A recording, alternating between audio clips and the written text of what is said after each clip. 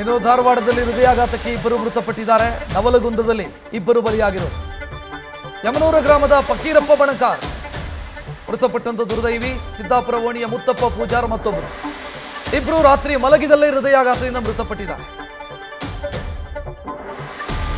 ಬೇರೆ ಬೇರೆ ಜಿಲ್ಲೆಗಳಲ್ಲೂ ಕೂಡ ಇದೇ ರೀತಿಯ ಘಟನೆಗಳು ವರದಿಯಾಗ್ತಾ ಇರೋದನ್ನು ನೋಡ್ತಾ ಇದ್ದೀರಿ. ಹಾವೇರಿಯ ನಂತರ ಈಗ ಧಾರವಾಡದಲ್ಲಿ ಇಬ್ಬರು ರಾತ್ರಿ ಮಲಗಿದಲ್ಲಿ ಹೃದಯಾಘಾತದಿಂದ ಮೃತಪಟ್ಟಿರುವಂತ ಘಟನೆ. ಇಬ್ಬರ ಫೋಟೋವನ್ನು ಗಮನಿಸ್ತಾ ಇದ್ದೀರಿ. ಫಕೀರಪ್ಪ ಎಂಬುವರು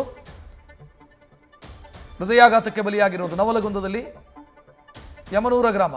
ಇನ್ನು ಸಿದ್ದಾಪುರ ಓಣಿಯ ಮುತ್ತಪ್ಪ ಪೂಜಾರ್, ಈ ಇಬ್ಬರೂ ಕೂಡ ರಾತ್ರಿ ಊಟ ಮಾಡಿ ಮಲಗಿದ್ದಾರೆ, ಬೆಳಗ್ಗೆ ಎದ್ದಿಲ್ಲ, ಹೃದಯಾಘಾತಕ್ಕೆ ಬಲಿಯಾಗಿದ್ದಾರೆ ಅನ್ನೋದು ಆಸ್ಪತ್ರೆಗೆ ಕರ್ಕೊಂಡು ಹೋದಂಥ ಸಂದರ್ಭದಲ್ಲಿ ಪರಿಶೀಲನೆ ಮಾಡಿದಾಗ ಗೊತ್ತಾಗಿದೆ.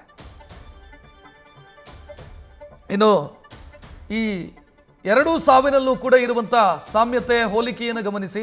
ಇಬ್ಬರಿಗೂ ಕೂಡ 45 ವರ್ಷ, ಇಬ್ಬರು ಕೂಡ 45 ವರ್ಷದವರು. ಇಬ್ಬರೂ ಕೂಡ ನಿನ್ನೆ ರಾತ್ರಿ ಮಲಗಿದಲ್ಲೇ ಮೃತಪಟ್ಟಿದ್ದಾರೆ.